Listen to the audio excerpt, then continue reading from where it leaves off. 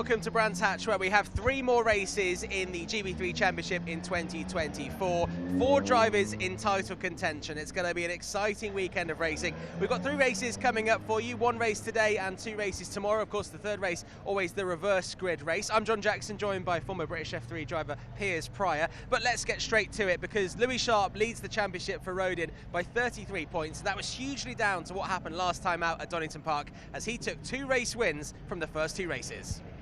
Highlights from the penultimate weekend of the season as we would go racing at Donington Park. Plenty of bad starts though in the back as Max Taylor would drop back from 12th position right the way down the order. It was a good start though from our pole sitter in Louis Sharp, who'd go straight around the outside and hang on to the race lead. Meanwhile, Noah Ping was going side by side with John Bennett into the first corner. Bennett with the up and under though. In the background though, unfortunately, there was a bit of a moment for Patrick Huijsenrode, who would go for a spin, and ahead of all of that, Arthur Rojon would have himself off the road. Big slide for Colin Queen, despite qualifying quite well, was dropping down the order, struggling with the tricky conditions, slick tyres on a greasy track. It is not an easy combo. That was also being seen for Hugo Schwarzer, who'd go out wide at the first corner, allowing Will McIntyre to come straight down the inside. And McIntyre with a line down through the Craner curves, Hugo Schwarzer would bounce out of that one. Onto the final lap of the race, and there was a bit of a moment at the bottom of the hill. Second position, Timothy Kuharczyk would go down the road, and that would cost him a podium. And on the final lap, there was also contact between Sean Rashid and Sebastian Murray. And unfortunately for Sean Rashid, he would be out of the race. Onto that final lap though, and it was a big send to the inside from Noah Ping. Maybe a little bit too big though, as Kuharczyk would come straight back through down the inside. However, ahead of all of that, it was Louis Sharp winning once again. Gerard Shee and John Bennett would cross the line in 2nd and 3rd. A comfortable way back though. Onto the second race of the weekend, it was once again Sharp on that pole position. Big send over the right-hand side of the circuit from Freddie Slater, just to try and cover off Noah Ping, who was pushed out onto the grass. Freddie Slater would pick up a penalty on his debut weekend in GB3. They were all struggling their way down the hill in the tricky conditions. Mackenzie Cresswell with a big look to the inside, going past Will McIntyre there in the yellow car, as it was the move from Cresswell. Couple off in the background as Sebastian Murray would be off into the gravel. He'd be able to rejoin, but right at the rear of the field as Noah Ping was firing one straight down the inside though of John Bennett, opening the door for Arthur Rojon to come straight through and find his way past in that position. Meanwhile, the battling a bit further up would see Freddie Slater trying to get his way onto a podium with a big look down the inside of Gerard Shee. He'd force his way through and Freddie Slater would be up into the position. Of course, they'd all funnel their way through that first corner, which is so tricky in these difficult conditions, as it was still a strong lead from Louis Sharp, looking to go for back-to-back victories.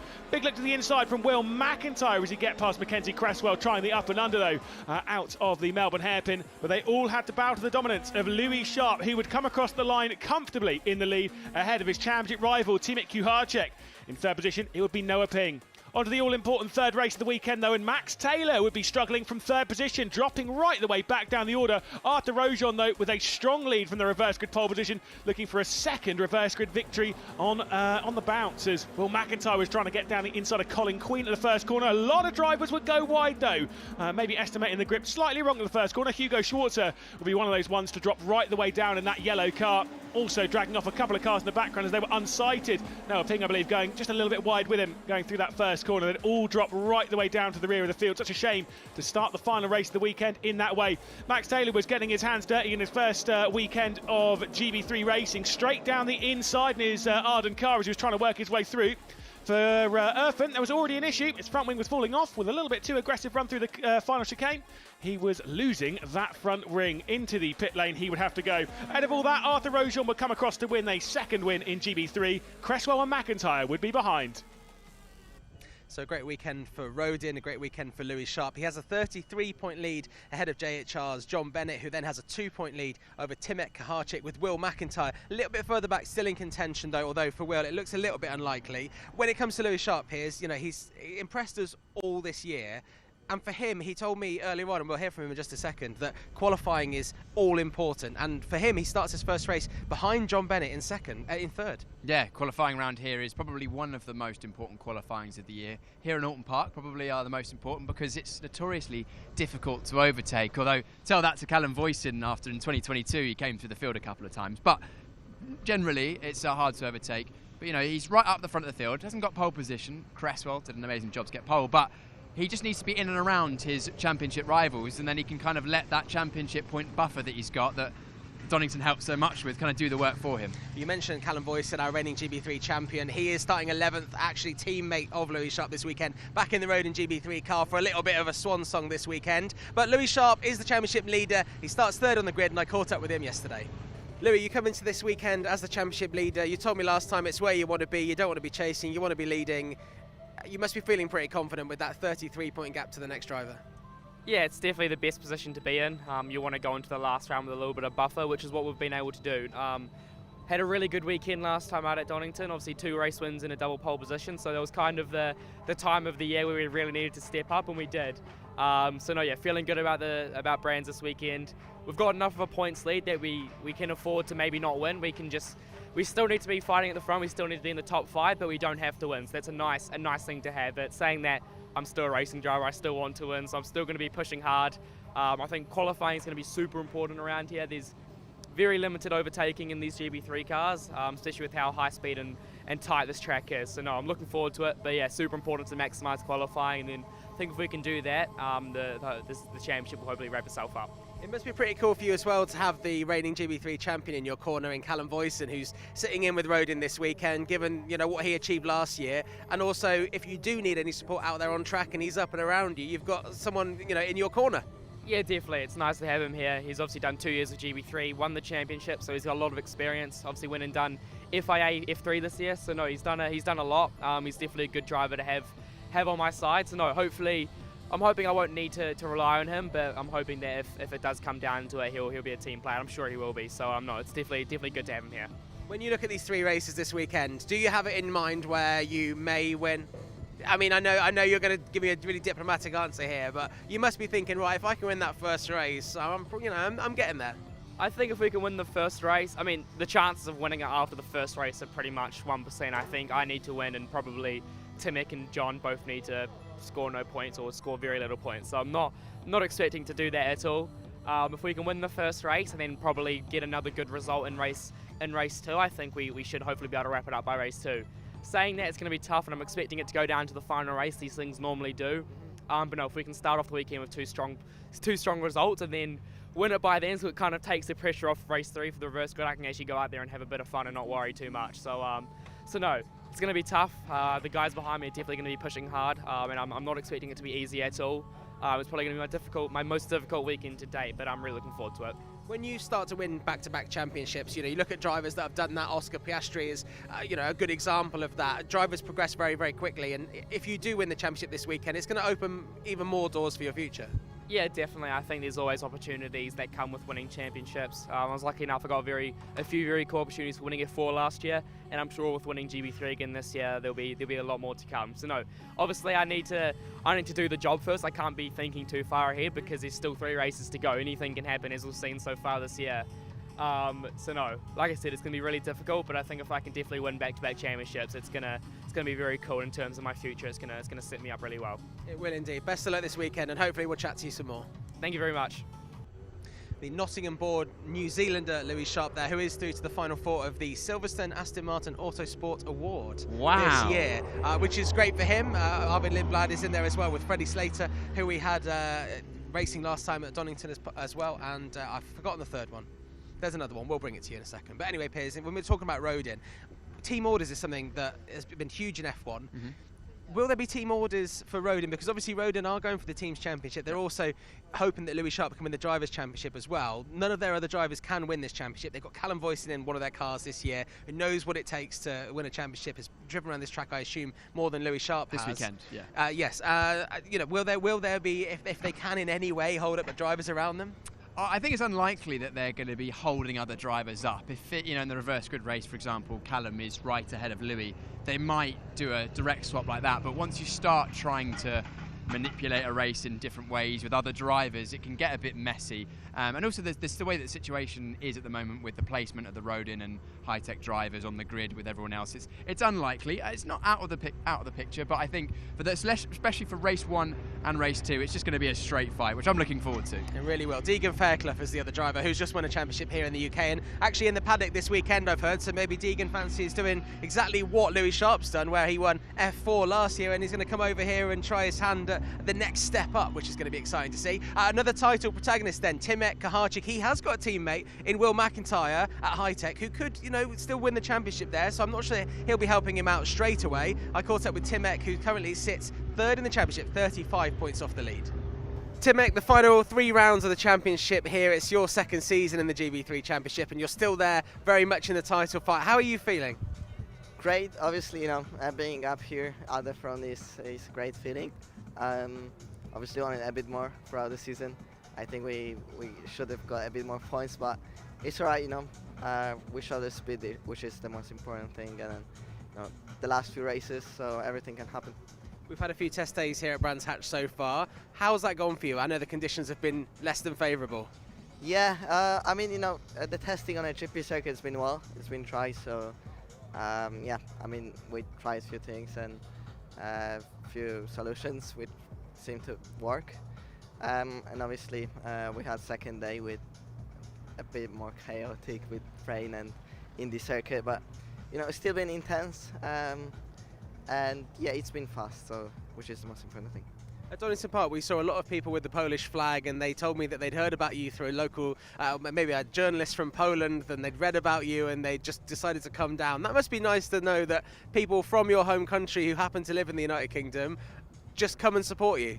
Yeah, that's correct. We've got a lot of Poles here in the UK, so obviously great to see them coming to the track. And GB3 is great events, great championship, so it's obviously good to watch. And around here, this track is absolutely magical. So really hoping to see a lot of Polish fans around here. It'd be great to see. Finally, it's 36 points gap from you and the top of the championship coming into this weekend. What is your aim in the first race? I think our goal is pretty simple.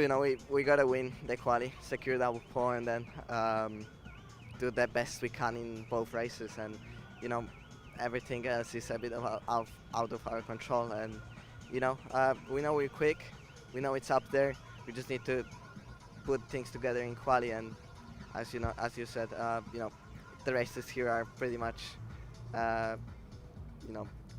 trail. Let's say nothing really happens. You cannot overtake here, which is a bit of shame. But as I said, the quali is the most important thing here. So securing double pole is it will open up our way a bit. We've seen a lot of team orders discussed in Formula One recently. When it comes down to the championship, I know that your teammates are very much up there as well. If it comes down to the situation where it is you against Louis or John, for example, is the team there to help you? Have you had that discussion? No, to be fair, I don't know. At the same time, we fight for the team's championship, so we need to score any points available. And having 2 of my teammates at the front is for sure a big help. But anything can happen tomorrow, so we'll see.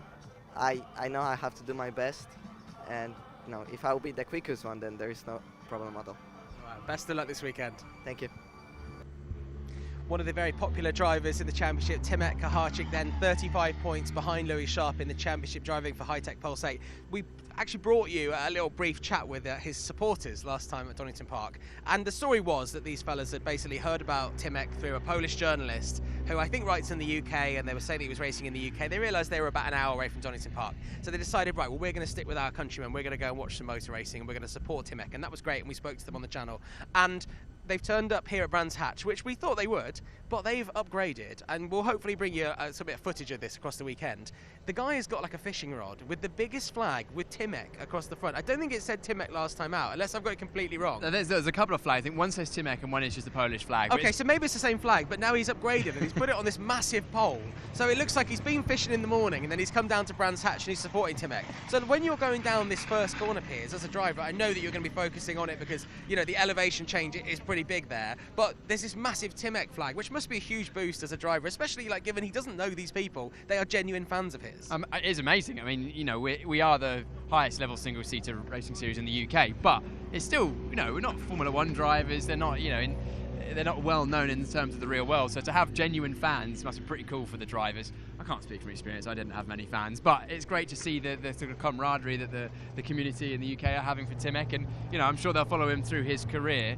But he'll definitely be able to see those flags down at Paddock Hill, on the opening lap out of the pits and stuff. So you know, it just gives you a little extra confidence boost, doesn't it? I've heard your only fan is Lewis McGlade, our commentator, who we'll hear from in about 10 minutes' time. You might be able to hear or see in the background the cars are making their way to the assembly area. We're going to hear from some more drivers in the meantime. It was an interesting couple of days testing Wednesday and Friday. Yesterday, one of the sessions was cut short very abruptly by Jon Bennett going off. It was on the Indy circuit here, so on the last corner, and did a lot of damage to his car. That it meant in the last session he could only get half a lap round before something needed to be adjusted and didn't stop working, which kind of affected a lot of the drivers testing here. Although the conditions were dreadful, it was absolutely hammering it down with rain for a lot of the day yesterday.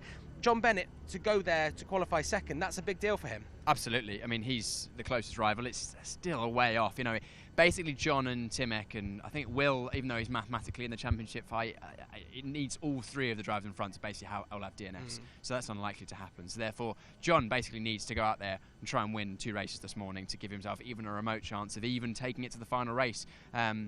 Outside shot, but you know, he's a third-year driver, he's very experienced, he'll do all he can, and then he won't be hoping for bad luck for Louis, but he'll be hoping that he can have a good result and Louis maybe not. He'll be hoping he can get a great start. Of course, Louis Sharp can win the championship in this race. It's quite unlikely, but Lewis will talk you through that as soon as our commentary starts. Let's hear then from Jon Bennett, who's second in the championship and starts second in this race. I'm here with Jon Bennett, who's had a tricky Friday. Do you want to just tell us what happened? Yeah, a bit of an eventful Friday. You know, it's just on the Indy track in the wet, so it's not super relevant. But yeah, just had a little crash in session 2, we didn't go out for session 1 because it was so wet. Had a little crash in session 3, which then meant we couldn't go out in session 4 either. So yeah, haven't had much running today, but you know, still feeling very confident going into the weekend. No, we didn't see that crash on the second session there. It wasn't being filmed at that point, but it looked pretty, tricky because you were quite far into the barrier there. Someone said that your wing mirror came off. That's probably quite a scary incident to happen. Yeah, it was quite hefty. You know, it didn't actually hit the barrier that quick. The car just kind of kept going. And yeah, on a corner that we don't actually race on the GP. So yeah, a bit irrelevant, like I said, but yeah, looking forward to the weekend. Always better to get the chaos out of the way on the Friday. Coming into this weekend, then, you've got a 33-point gap between you and Louis Sharp in the lead of the championship. I'm going to ask you a stupid question now. What do you need to do in this first race? I need to win. Okay, that's a stupid question out of the way. How are you going to win? By being P1, going fastest. Okay, and you've absolutely stumped me there. I like that. You've given me the weird that I gave you. When it comes to, let's say, you know, that doesn't happen in this first race, at what stage do you think that it's too far? Is there a point sort of figure in your mind where you think I can't make that up? No, I don't think so. You know, as long as we still have a chance, anything can happen in motorsport. So you know, every race will just be going in there to win, and you know, giving it my all and trying to end the year in the best way possible. And yeah, just giving it my all. When it comes to the results of the championship, obviously you want to win the championship, but some people need to win the championship to progress to the next thing. What kind of situation are you in? Have you had conversations about next year? Yeah, we're having conversations. You know, F3 is my dream next year, but obviously the better we do to finish this year, you know, really just helps those negotiations. You know, I think we're pretty much guaranteed a top 3 in the championship, which puts us in a strong position. But yeah, obviously, you know, winning the championship is a dream, and that would be, you know, the best thing for my career moving on. And finally, your old mate James Headley is back on the grid, and he's driving for another different team. Are you going to even recognise him on the track? It has actually been weird. I think I've seen him in about 8 different teams now. But yeah, I mean, it's awesome having him back on the grid. You know, he completely deserves a spot. And yeah, I look forward to racing him again this weekend. Hey, look, if you get to F3, then he can give you some advice of how to go around in Monaco. Yeah, I'm not sure about that. He put it in the barrier, so not sure I'd listen to the advice. I won't tell him if you don't. John, best of luck this weekend. Yeah, cool. Cheers. Thank you. A lot of shade there thrown towards James Headley from Jon Bennett. Don't worry, I did speak with James Headley, and we'll hear his response before race 2 tomorrow, and it was abrupt, let's say, against Jon Bennett. But yeah, Jon Bennett has a great chance here, and I guess starting ahead of Louis Sharp is a big boost mentally for him, and he'll be hoping he can get ahead of him, stay ahead of him, and hopefully get ahead of Mackenzie Cresswell, who's been absolutely storming in qualifying. Yeah, Bennett's going to hope that he can get off the line and get past Cresswell and lead into the first lap, and hope that Sharp either is behind Cresswell or drops further back, because as we mentioned a moment ago, that's kind of his only chance of a championship. He's still in a very close fight with Timek Kuharczyk, so actually I think he's more going to be looking at Kuharczyk than he is at Sharp, and I think the championship for the race, or the championship win, is kind of one of those things where it's just going to happen. Either it will or it won't with Sharp, but there's definitely a bit more of a fight with Kuharczyk and Bennett, so he's done it well to get a car in between himself and Kuharczyk. Yeah, he really has. So we have some familiar faces on the grid. We've already mentioned James Headley back again in, I think, his 4th team even this season. So very much the go-to name for teams who have a spare car. So good for James Headley. We've also got Callum Voisin, who we've mentioned as well, the reigning GB3 champion. It's very rare that the reigning champion comes back to have a go. And we also have Tom Mills on the grid for the first time. You might remember here at Brands Hatch yesterday, Tom Mills, won the championship here. We had all those emotional scenes, didn't we? In fact, over there, just by us there. And he starts on the grid. We're going to hear from him a little bit later on as well. Let's go racing, though, for the first race of the weekend here at Brands Hatch in the GB3 Championship.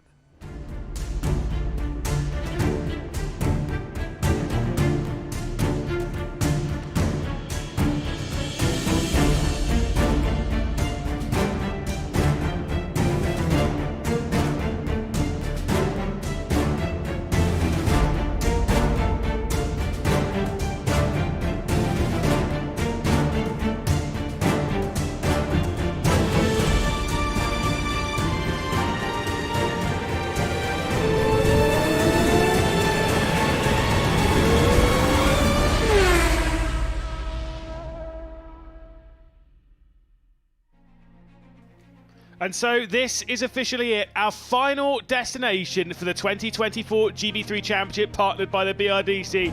It's been an incredible journey so far. The championship lead has been passed around between Louis Sharp, John Bennett, Timo Kuharczyk and Will McIntyre.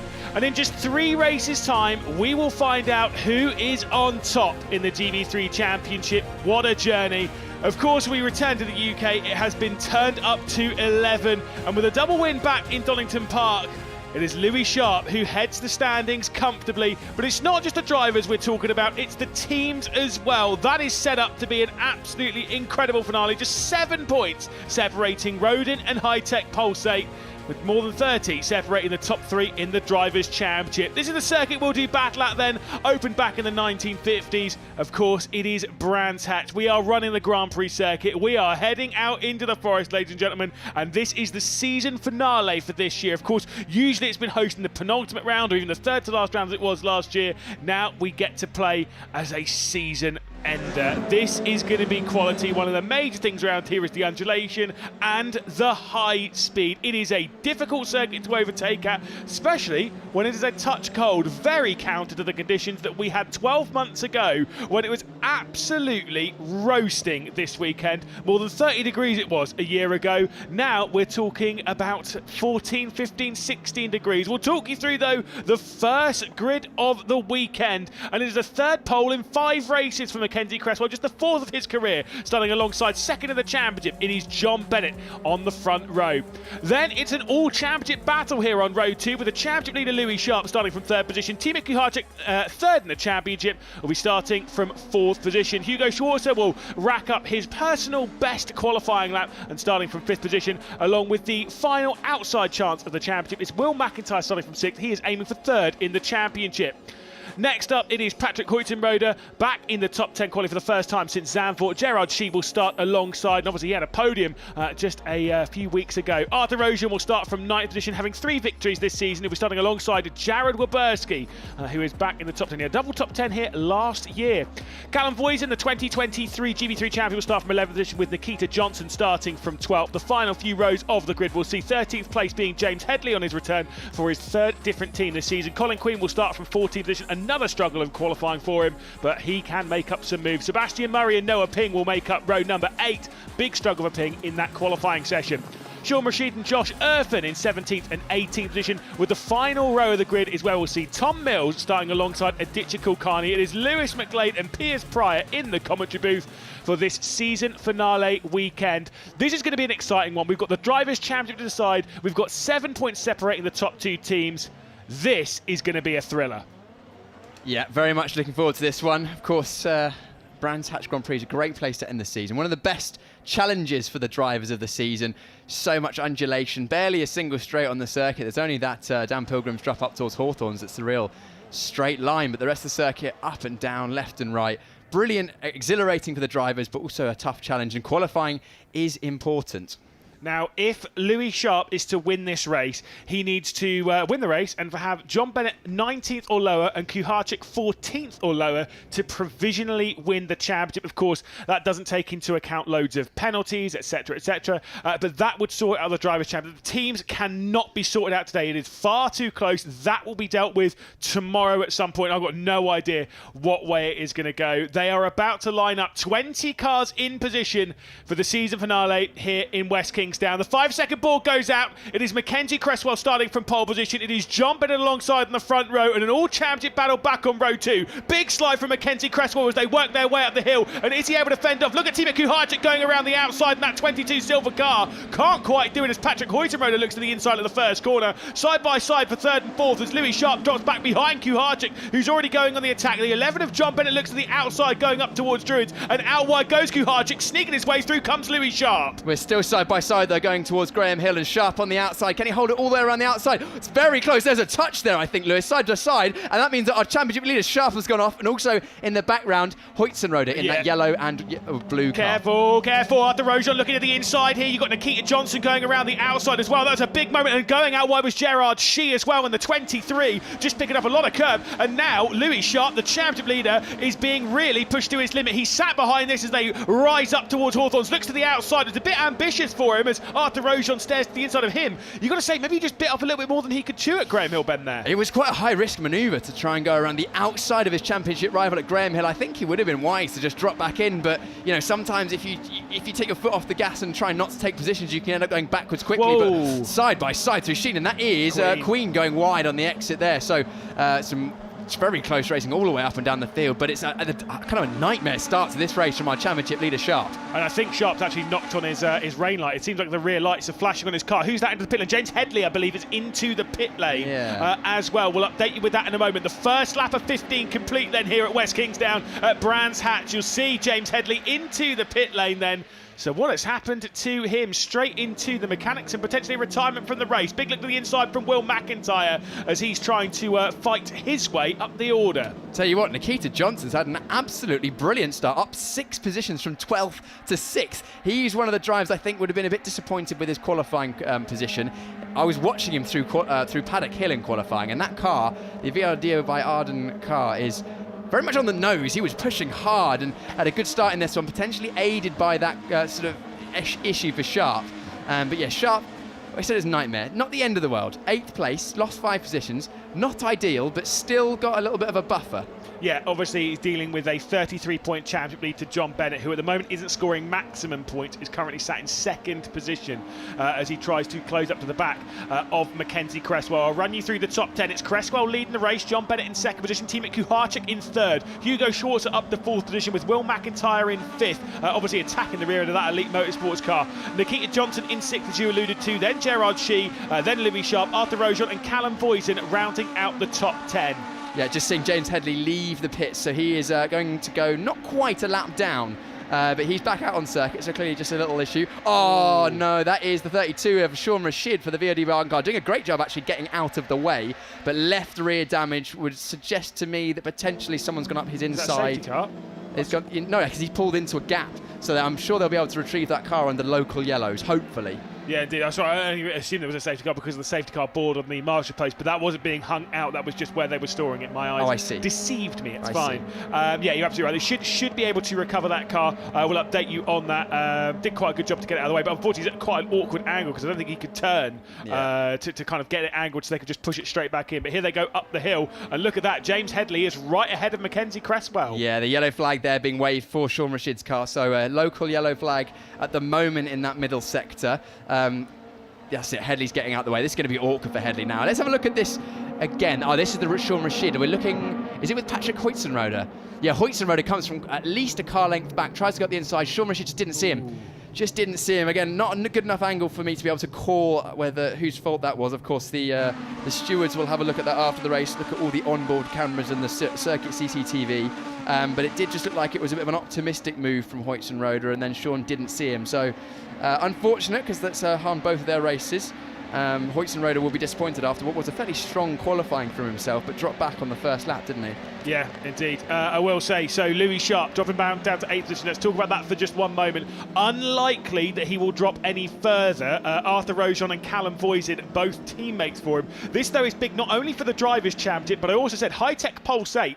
Basically what happens is you've got a 3-driver team, you score points for the top 2 drivers. So at the moment, Roden has James Headley there getting out of the way in the number 2 Chris Dittman racing car. Will accelerate a little bit here just ahead of Gerard Shee, and then we'll drop back outside of that to allow them through. You score the points for the top 2 drivers in the race. So at the moment, Louis Sharp and Arthur Rojon scoring for 8th and 9th place. Remember, they only have a 7-point lead in the team's championship over High-Tech Pulse 8, who at the moment are scoring points for 3rd and 5th. There's the race start for you, and there's the look for Arthur Rojon trying to work his way through, and 3 wide almost for the race lead. Yeah, let's see if we can follow this through. It was a good start for Mackenzie Cresswell. Looked like he had a bit of too much wheel spin off the line, but actually pretty equal start with John Bennett. This is where Sharp tried to nip up the inside at Druids, but then ended up going side by side. And was there a touch? No, I don't think there was a touch. I think actually that was just Sharp being run off the road by Kuharczyk. Whether it was fair or not, I don't know. We haven't seen a good angle, but that's what led to Sharp's demise. But there's Nikita Johnson in the 17 VRD by Ardencar with the green helmet going around the outside of our championship leader. That's what aided his great start. But we're cutting back to real-time pictures now, and Mackenzie Cresswell absolutely leaving nothing on the table, pulling away at the front of the field. 1.3 seconds to Bennett, although Bennett's last lap time was only a half a tenth or so slower, but Cresswell fastest man on the circuit at the moment. Yeah, I mean, look, Bennett's doing a really good job to keep as close as possible, but Mackenzie Cresswell's just set a fastest first sector as well, so he's absolutely flying. Maybe he's overdoing his tyres too much. We're only 4 laps into this 15-lap race, and you can do your tyres in quite a lot around here. We've noticed that a fair few times. Don't get me wrong, I don't think John Bennett sat there being like, oh, I'll play my tyre strategy right, so I've got some decent tyres for tomorrow, especially considering Louis Sharp starting from pole position in the opening race tomorrow. A bit of curb being taken there by Hugo Schwarzer. Obviously feeling the pressure from Will McIntyre, who's desperate to try and take over 3rd in the championship. The problem for him is that the driver who's having the problem, he needs problems to take over 3rd position in the championship. The driver who is having problems ahead of him is the champion leader, who has such a large lead, he can't really get past. Yeah, not really. No, it's a lot of permutations in this championship. Again, Louis Sharp would be sweating a little bit more than he currently is if the gap wasn't nearly a race win coming into this weekend. But that's that shows how much of a good job he did at Donington, because he won 2 races at Donington, and that really extended the gap. And if he hadn't have had such a successful weekend, this could be looking a little bit sketchy. And if it gets down to just a few points, then he's had a bad race as Cresswell sets another fast lap of the race. He'd be starting to think, oh, this might be slipping away. But so far, it's not the end of the world. But to tell you what, the person who is going to be doing well out of this is John Bennett. John Bennett's, of course, still 2nd place. He'll take a podium. He wants wins, but 2nd place is close enough, because Cresswell, unfortunately, this season hasn't quite been consistently high enough to be in that championship fight. At the start of the season, we were tipping him as one of the championship contenders, but by his own admission after qualifying and the interview we got with him, he said that it's not been the season that he would have wanted. Well, I mean, look, he's only won 1 race this year. And don't get me wrong, he's not actually won that much. I think he's only won 1 or 2 before that. But when it comes to qualifying recently, like I said when we were doing the grid, he's had 3 poles in the last 5 qualified races, which, considering he only had 1 pole in 2.5 years before that, to have 3 at this point. He's come on strong towards the end of his GB3 campaign. No idea where we're going to see him after this. Obviously, it is his 3rd year in the championship. I don't suspect we'll see him do a 4th, but you never know. No, it's very unlikely. Drivers tend to do 1 or 2 or maybe 3 years in a championship like this. Of course, this is a ladder championship, as it were, a championship where drivers look to get experience, get results, and move on and up in their career, whether that be directly up to Formula 3 or other directions, depending on budget. Always McIntyre has a little bit of a fake up the inside of Schwarzer, but doesn't put Schwarzer off. So yeah, 4th year doesn't tend to make sense, because these drivers, as they grow older and get more experience, they want to then use that experience elsewhere, because while the GB3 Championship is an excellent championship and we love watching it, it's not where drivers want to end their career if possible. I'd take a Mackenzie Cresswell 4th year, but I don't think he would. Like you say, well, they're saying that we've got the new cars next year, which are definitely going to be a step forward in terms of performance, and also going to be a step forward in terms of professionalism with more European races. So who knows, we may see some drivers stay on that may not have stayed on in previous years. Yeah, exactly. That might be more of a benefit to it than a normal jump. Of course, this is the final year of this car. It means we're in the final 3 races of this car that we saw debuted back in 2022. Seeing the close battle here for 4th position. Of course, Hugo Schwarzer in that 4th position at the moment with Will McIntyre on the attack. I did point over to the timing screen a little bit of a second ago because the fastest lap did come in from Jon Bennett. Saw it popped up at the bottom of the screen. The gap now to 1.1 seconds. Could be within a second fairly shortly, but I do think the lap at the moment is going in advantage of Mackenzie Cresswell. I think he's reacting. Even if you close up round here, it is super hard to pass. It is very hard to pass because, well, for one, the grid is so close this year. I mean, it has been in previous years as well. But, you know, just an example, Lewis, I was looking at the timing screen. Is that McIntyre having another little jinked in the mirrors? Yeah, big time. We're just taking a big look coming down into Druids. But I will say, Hugo Schwarz is impressing me here. He's not reacting to it. He's not focusing on his mirrors too much. Another big look there from Will McIntyre as we head out onto the Grand Prix loop. Yeah. Will Mac, he's not scared, is he? No, absolutely. Give him a good look. No, I think he's got the pace at this stage of the race and is trying to force Schwarzer into an error. But the reason it's so hard to overtake around Brands Hatch Grand Prix circuit, it's narrow. It's a lot of medium and high-speed corners, which these GB3 cars produce a lot of downforce, and the air is turbulent off the back of these cars. And if you're following someone closely, your front wing doesn't work as effectively in that turbulent air, so you lose front grip, and you basically can't then get close enough to make an overtake. But it's exacerbated the difficulty in overtaking by how close this championship is this year. Lewis, if you qualified a 1 second off pole position, you would have been in 19th position. Yep. There's only 20 cars on the grid.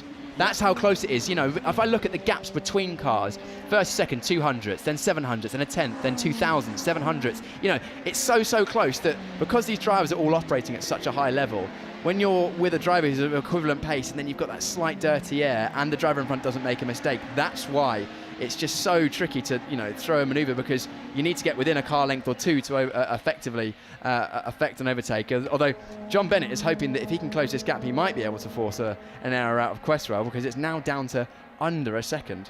Yeah, indeed, and it's been showing more pace advantage for Jon Bennett over the last few laps. So he is closing his way in. He is feeling confident. Maybe there is the move to come from Jon Bennett, who we know has got a lot of fans out in force. Well, a lot of these drivers will have a lot of fans out in force this weekend. Of course, Team Kuharczyk definitely so. I bumped into a couple of Will McIntyre's fans in Matt Caruana and Ryan McAuliffe, 2 drivers who take part in a lot of esports racing along with Will McIntyre, who are keeping an eye on their esports buddy at the moment, still trying to work his way through. Yeah. This is the closest battle we've got inside the top 5 at the moment, and McIntyre looks pretty racy. He's trying to continually apply the pressure.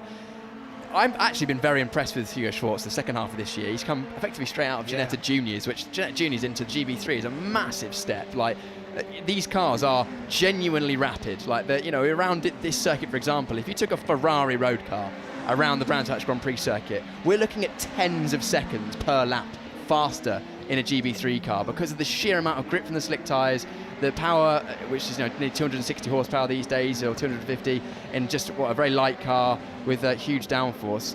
And he's done. At the start of the season, he was a bit inconsistent, but the second half of the season, he's been right with his teammates consistently, and both of his teammates are, you know, second and third year drivers. Well, let me put it to you this way, okay? The Ginetta Juniors are on this package as well, along with British GT and stuff. He has gone from driving the slowest cars on a weekend in the Ginetta Juniors to driving the fastest cars on a weekend, right? And that's not to say that, like, obviously you would then go to then the next step up and then into British GT and then into this. That doesn't make sense.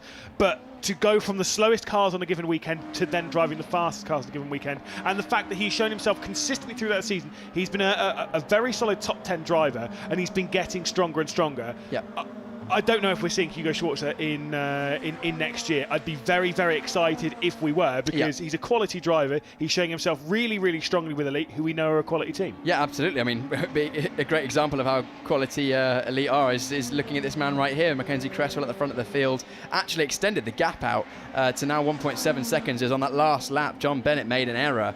In which sector did he make the error? 4/10 loss in the first sector, 3/10 loss in the second sector. So maybe Jon is just saving some tyres, or maybe a couple of little errors. But yeah, Hugo would be a great example of a driver that if he were to come back next year in the new look GB3 Championship, I would be tipping him as one to watch for at least a championship bid. We'll see. Who knows? Very much so. Who knows? Like I say, I rate Hugo Schwarzer quite highly. I had the joy of commentating on him a little bit last year, but then, and in fact around here actually, but then seeing how he's been this season, again, quality talent, and like you say, also a really nice guy, just a very friendly man. Is Hugo Schwarzer. I'm sure if anyone is at home watching and they ever want to come to circuit and they see him out and about, want to get his autograph, he'd be happy to do so and have a little chat. Yeah, there aren't many bad eggs in the GB3 paddock. Piers has got a list of all of the bad eggs. It's fine. Lewis McGlade at the top of the list. thank you. As we'll once again see them on the Grand Prix loop. There is a look at the number 7, Louis Sharp. He's closed up to the back of Gerard Shee here, and Nikita Johnson, who again is having a great drive as well. Yeah, Louis Sharp is applying the pressure, but this is a bit of a train behind Nikita Johnson, who has been on and off fast. He's been fast in different parts of the circuit. I don't think the VRD by Arden team this weekend have really found their stride. They seem to have been a bit inconsistent, not as quick or consistently quick as they have been at other circuits this year, but Nikita doing a decent job in qualifying and then having a great start in this one, but now he's just ever so slightly holding up the 23 of Gerard Shee and the 7 of Louis Sharp, we're looking at now, but we just see at the bottom of the screen, fastest lap of the race now from John Bennett in second place, closing that gap once again, a 19.0. We're getting fairly close to almost qualifying level pace. Yeah, I wonder if Jogan got a little bit too close to the rear end of Mackenzie Cresswell there, maybe picked up a little bit of the dirty air and just got the tyres overheated or something for a few corners, and then was able to bring it back in and clearly fire. The tyres have got the grip to fire the fastest lap, but it does mean as though it's fairly unlikely he'll be able to close up and make a move. Mackenzie Cresswell, I don't believe in the commentator's curse, so I can say this, it's fine. Not the kind of driver to make a mistake either. Oh, now you've done it, Lewis. No, I'm not. It doesn't exist. Okay. We'll see. Anyway, so far so good for Mackenzie Cresswell. I've done it now. You can see that gap visually is going in again. It was out to towards 2 seconds, but Bennett is pushing on hard. He wants another win in the championship. We've only got 2 or 3 laps to go now, so not far away.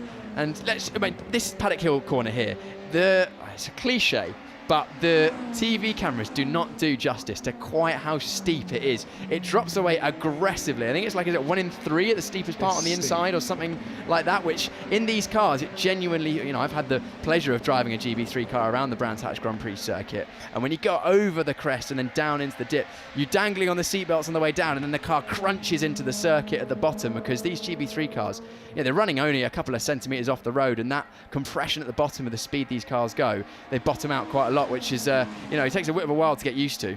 And it's a great view as well from the Paddock Hill grandstand straight down onto it. We weren't afforded that in qualifying. We were told they didn't want scoundrels like us in the grandstand, but that's fine, as we'll see John Bennett still closing his way up. It's definitely within a second now. And he's closing in this lap as well, gained a tenth and a bit in the first sector. End of second sector is just about here. Yeah, it's another half a tenth. So Bennett is still closing in ever so slightly, but we'll see that gap probably just hover around 8-9 tenths where the dirty air starts. Cutting back towards the end, the rear of the grid now, we've got some 2 CDR cars. 43, great to see Tom Mills, our GB4 champion from last year, dominating the season from Tom Mills last year. Hasn't raced since that last round, almost exactly a year ago at this circuit in a GB4 car, but taking to the GB3 car pretty well after some time out of the seat, and he's currently leading one of his teammates. He's leading CDR car at the moment, of course, with Headley having to take a pit stop, but hopefully we'll get to see Tom Mills out again at some point, because we know he's a quality driver. Yeah, and this is obviously a bit of a learning weekend to chuck him in right at the end of the year. One of the hardest circuits. Yeah, to be fair, he's raced here a few times, it's fine, and there's one here quite a few times as well. But like you say, it was an emotional year last year when he took that championship, and so it's great to see him back behind the wheel. Tom Mills, of course, they're running in 15th position after qualifying in 19th. Back towards the front, the gap has closed in. Now, we've got a lap left to go. Where are you overtaking opportunities around Brands Hatch? Because there aren't many. The main overtaking opportunities in a GB3 car. Turn 1, if you get a good exit out of clearways onto the start-finish straight, if you get right under the rear wing of the driver in front, you can go at the inside of turn 1, but you need to get alongside basically before the braking point, and you also need the driver on the outside to be a little bit cooperative. You can also force the driver in front of you to defend into turn 1, which I think is the better option, because then you get a better exit out of turn 1 at Paddock into... Gerard Shee's in the wall heavily. That is at Sterling's, I think, on the outside. How is he going in there? Looks like he's gone very early. Has he touched the grass? Could have been trying to avoid someone. He's already got a broken suspension. Oh, that looks like a failure. That looks like a mechanical failure. I'm not certain. Yeah, he was ahead of Louis Sharp. Yeah, so there's no contact there. That's just a real unfortunate thing for Gerard Shee there. The gravel doing a great job of slowing him down before he hit the wall at a great speed. But that's promoted Louis Sharp actually up to 7th place, and of course everyone from 7th downwards one position. But really, I feel sorry for Gerard Shee this year. He's had some terrible luck. Yeah, he has, because he had that DNF from the lead in Hungary. Yeah. And he's also he's always been there or thereabouts, but never quite, unfortunately, made it work. And he's been in testing a match for his 2 teammates, and they're both, right in the championship hunt. So real disappointment, and there's going to be a yellow flag here. But that is the last lap of the race. So basically that takes away any potential overtaking opportunities in the final sector. Yeah, there's not going to be anything really down to the final corner for Jon Bennett, and he wouldn't risk it that hardly as well. Mackenzie Cresswell then will come into the final corner and will finally win for the 3rd time in his GB3 career. But it's the first time that he's not won at Silverstone, so at least he's got that accolade to check up. It's Cresswell on top by just a few tenths of a second from Jon Bennett, who hounded him all the way to the line. Kuharczyk will take 3rd, and they will both close in on the championship lead. Louis Sharp, after issues earlier on in the race, will come across the line. It's 7th for the number 7 as the championship lead closes up, but also the team's championship, that's handed over the lead to High-Tech Pulse 8. Yeah, it's drama this weekend. Who'd have bet on Louis Sharp going backwards, and High-Tech taking that one after a strong qualifying from Sharp. But I was actually a little bit surprised that Kuharczyk couldn't stay with the leaders of Cresswell and Bennett. Kuharczyk's been pretty quick in testing here and has been quick all weekend. There's good to see that Gerard Shee is absolutely A-OK, up and walking away. Disappointed, but physically fine. He'll be out again in race 2 and 3 coming up tomorrow. But Kuharczyk actually has a 5-second gap to 2nd place Bennett. So whether he didn't quite have the pace in race conditions, or whether he was just saving a little bit in the locker in terms of tyres and risk, I don't know. We'll maybe find out from him in the future. But Jonas will be chatting to our top 3 very shortly. But interesting first race of the weekend.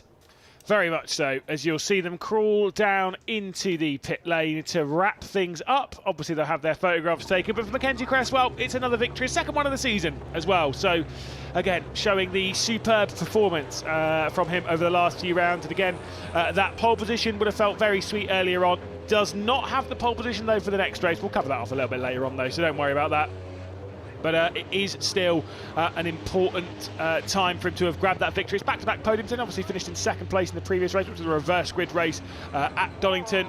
But on top for the 2nd time this season. And of the pole positions that he's had 2 before this season. Obviously, those were both at Silverstone. The first one he finished in 7th, the second one he won. And now back on to the top step of the podium. And to be fair, could be in position to win the race tomorrow morning. Louis Sharp will be starting that one from pole position. There is Jon Bennett, basically taking everything that he could from that race, having a little bit of a chat with Mike Epps, of course, and kind of already having a little bit of a debrief of that race, explaining, right, I could get to 2nd place, but I just could not find a way past this man here, because he just didn't make a mistake. Said that Mackenzie Cresswell doesn't really make mistakes from that kind of position, and that showed brilliantly. Again, getting some hugs as well. Well deserved. We're not sure where Mackenzie Cresswell is going to be racing next year, but of course, running in the top 5 of the championship could well take over 4 for the championship from Will McIntyre if he plays his cards right as well, because Will McIntyre was only 20 points ahead of him, so he has his own fights to be looking at in all of that. Of course, Will McIntyre finishing down in 5th position, him taking the victory. It's not going to switch over, but it does close to within, I think, 4 points. Based on that, because I think 5th place gets 19 points and the victory gets 35, so that 20-point gap will be reduced just to 4. So Cresswell is definitely in contention of moving himself into 4th position in the championship, which, if memory serves, is where he finished last year as well. So at least has that one to indeed fight for. Again, great to see Bennett and Kuharczyk there in 2nd and 3rd. Great result from Hugo Schwarzer as well. We spoke about it a little bit throughout the race. For Hugo Schwarzer to have missed out on a podium by a small margin, fair enough. Still yet to take his first podium in GB3, but 4th place will be his joint best performance in the championship. We'll head down though to Jon Jackson to catch up with our top 3. Hey, Mackenzie Cresswell has just run away from me, but it's fine. He's going to get his photo taken. If he doesn't get his photo taken, he can't post anything on social media. So we'll just give him a second. We'll let him have his moment. Another win from him, his 2nd win of the season. And we'll have a chat with him. Mackenzie, great drive from you. Lights the flag, 2nd win of the season. You must be feeling great. Yeah, feeling really good. Yeah, would have liked to have a few more this year, but no, it's really good to have a good start to the final weekend. So big thanks to Elite Motorsport. The car was on fire, so yeah, it's all the effort that they put in is what has caused this. So yeah, really happy that I could go out and finish the job that they've started. So yeah, really happy. We saw big celebrations there from everyone involved, and you sometimes forget that it's not just the driver and the team. There's a lot of family that travel around a lot. We see your dad here quite a lot, and everyone seems over the moon. Yeah, that was my sister. You probably saw. She's yeah, I think she enjoys this more than I do. But, talk to me about the handshake. Oh yeah, God, I don't even know how many years we've been doing that. I think we started it when we were like 4 or so. Yeah, we're very close to siblings, so it's really nice for her to be here and witness it. So yeah, really pleased. Awesome stuff. What can you do in race 2? Win, hopefully. To be honest, my start was pretty poor, but everyone else's was just as bad, so I managed to hold the lead. It's really hard starting from pole here because of the way the circuit dips down the elevation, so hopefully I can have a little bit easier of a time of it tomorrow starting P2. But yeah, it's going to be tough. There are some really quick guys out here, so I'm going to have to give it everything. Awesome stuff. Congratulations. Cool. Thank you. Mackenzie Creswell there with Elite Motorsports winning his second race of the season. As we said, we're going to get John Bennett in here. Of course, he's just chatting with family, so going to stay out of the way a little bit. John, congratulations on P2. I know that obviously the points that come with P2 are important, but also with Louis Sharp finishing back down, I think it was 8th in the end. That's big for the championship. Yeah, huge. You know, the gaps come down, but you know, we'll just look to do the same tomorrow. Obviously, Louis starting on pole, so it'll be a little more difficult, but you know, I'll be giving it everything on lap 1. When you watched Mackenzie start there, he got a little bit of a loss of traction towards the rear wheels. That's, you know, that side of the track is potentially harder to start on, so that might give you, this what you've seen here is given a bit of research into how maybe you want to play it tomorrow. Yeah, for sure. I think P1's probably the hardest place to start from. So you know, if myself and Mackenzie can put him under some pressure, you know, who knows what's going to happen tomorrow. How much are you worried about Timek as well, because he was very close behind you there? I think myself and Mackenzie had really strong pace in the race. We kind of gapped the rest of the field, but you know, obviously Timek will be giving it everything on lap 1, just as I will. But you know, I've raced him, you know, throughout the year. He's a good hard racer, and yeah, just looking forward to tomorrow. Excellent stuff. Congratulations, John. Thank you. Cheers. There we go. John Bennett with JHR Developments coming second, and Timek. We'll ask you about the massive Timek flag in just a second. But again, I just said to John there, very important to get the points, but also important that Louis finished a little bit further back.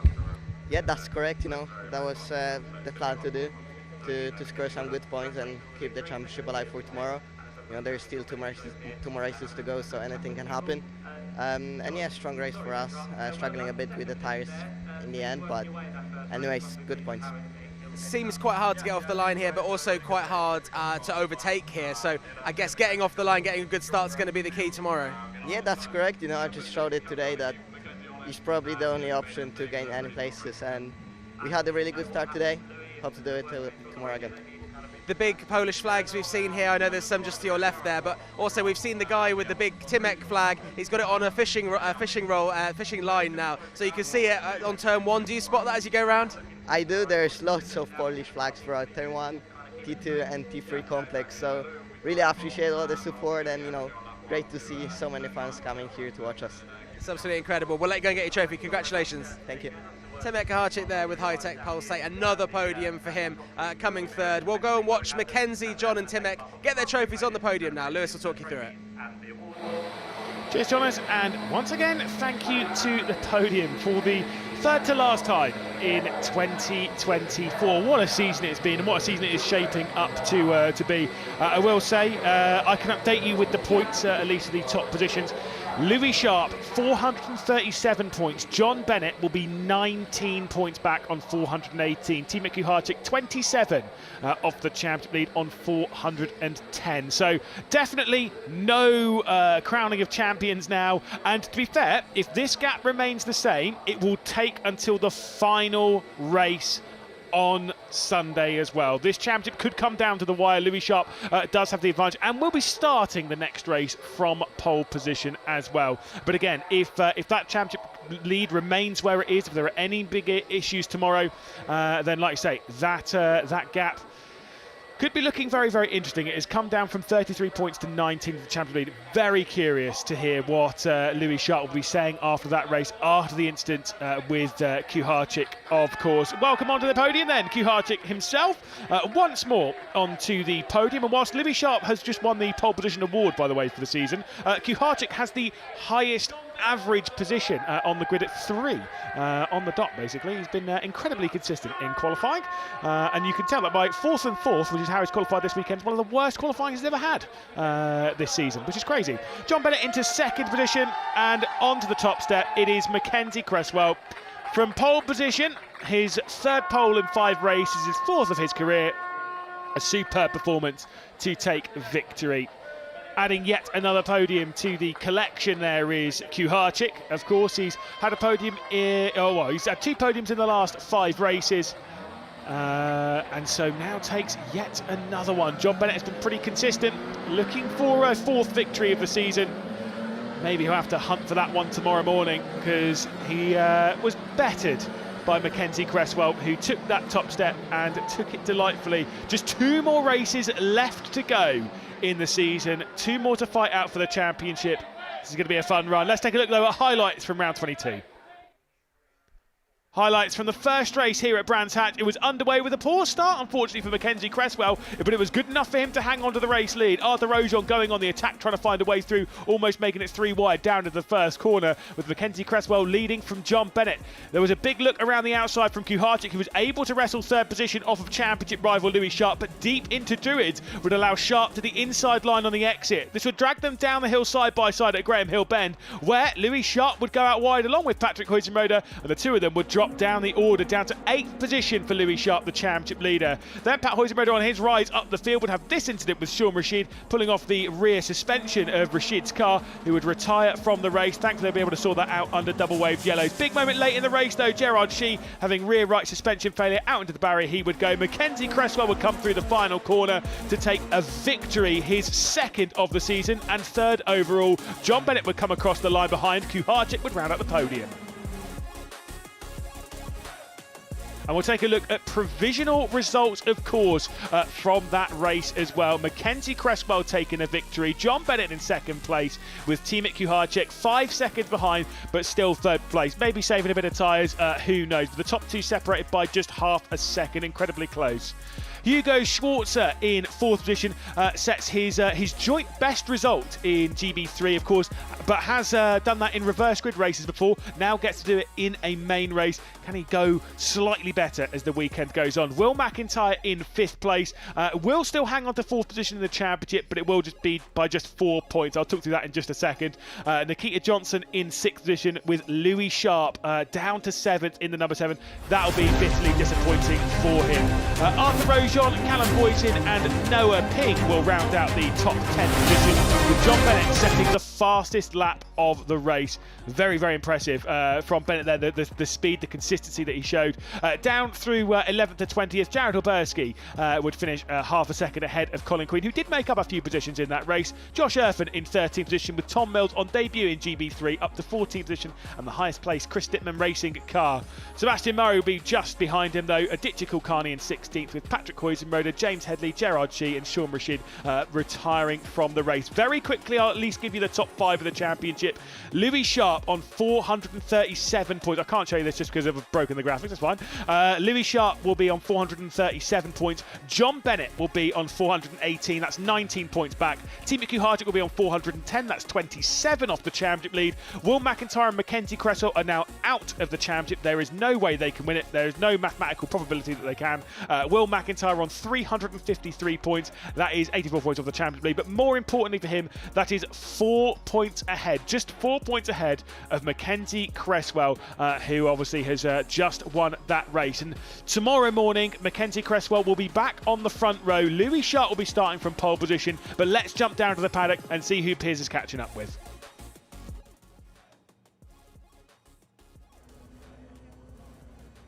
So down here getting some of the reaction after the race, and we've got championship leader still Louis Sharp. Louis, you got an okay start, lost position to Timek, and then unfortunately we saw you take a trip through the grass at the exit of Graham Hill.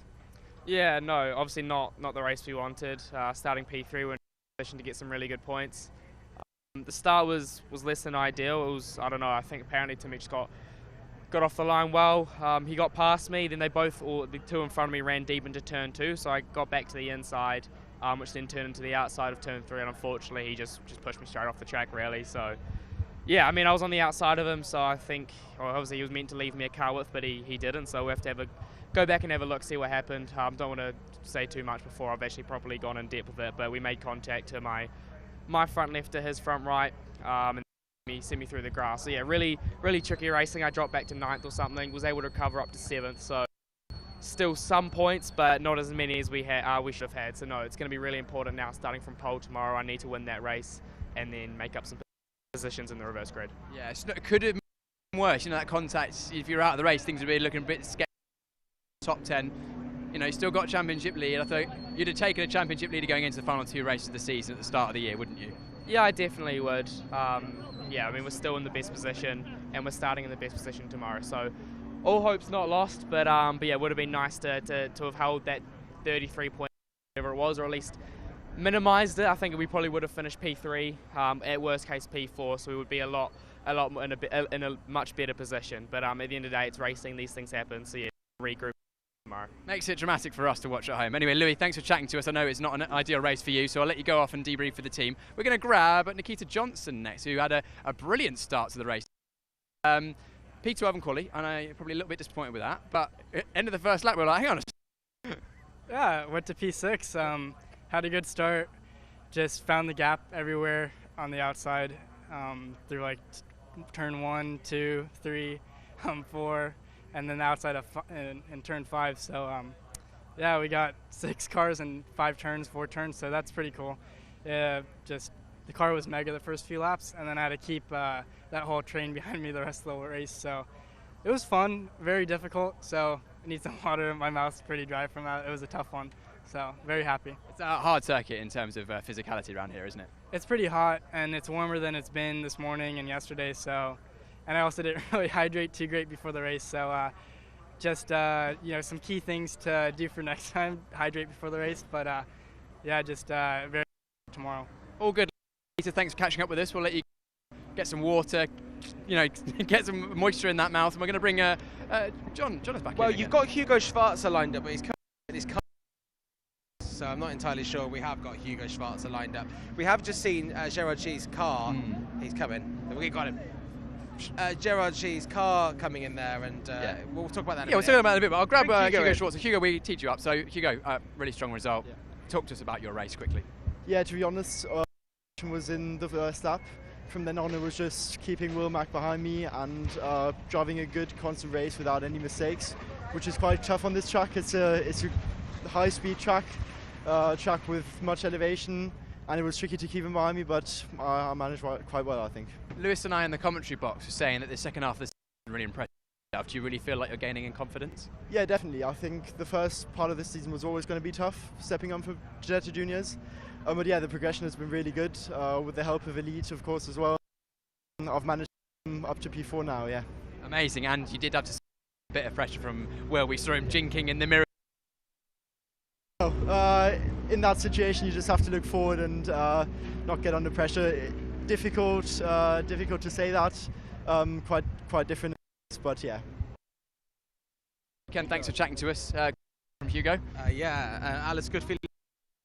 That's all the German I know. Yeah. Look, so we've got GB4 coming up the weekend here at Brands Hatch. A little bit later on, you can find out all the information on the GB4 website and social media, and you can also find out where you can watch when you can watch GB3 tomorrow as well. 2 races coming up in that championship, 2 races coming up in the GB4 championship as well. But Mackenzie Cresswell, drive from him, and the battle in the title is still very much alive.